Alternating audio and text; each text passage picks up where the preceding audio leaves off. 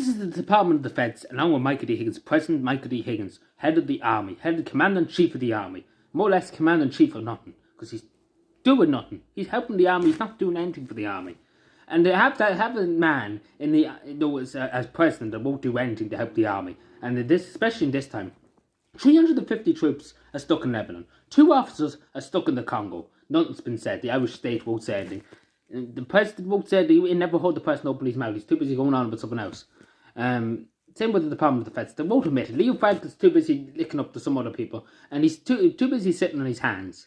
And as simple as that, he's too busy sitting on his hands. These are people's lives.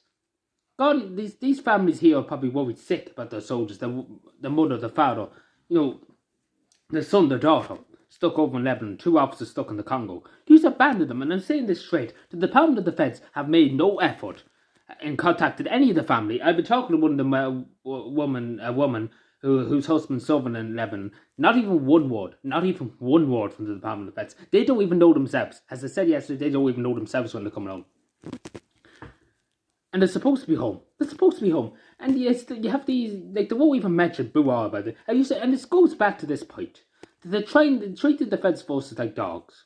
And simply said, treat them like dogs. They don't treat them like human. And these men and these women, like these 2 officers in the Congo, they've been definitely abandoned because there's been nothing said about this. And RTE won't open their gob. RTE never opens their gob as long as it doesn't offend the government.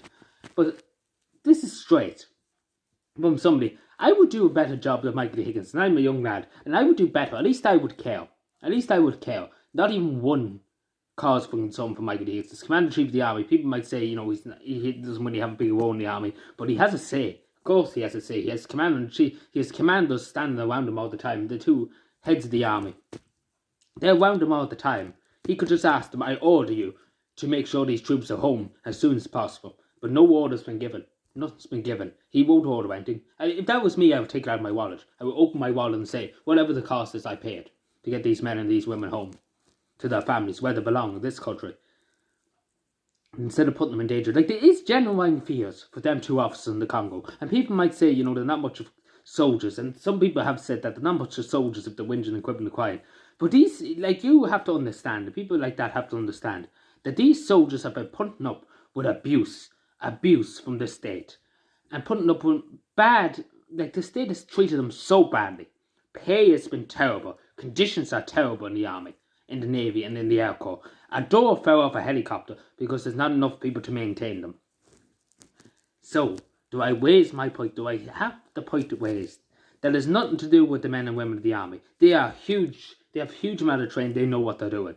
It's the government, it's the president. They won't do anything. The Department of Defense don't care about their soldiers. Simple as, if they cared, they will come out and say publicly, we're going to get them home by this date.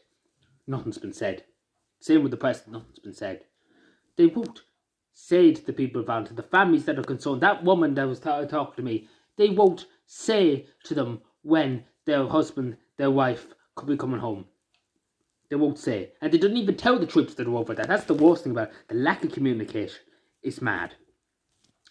And I'm saying to people, we have to stand up, because for too long, and it's reaching breaking point. It's really, really reaching breaking point. You can see this happening now. That the Department of Defense don't care. They're not making any effort. And I'm saying to the Department of Defense, get your act together. Get these men home. Don't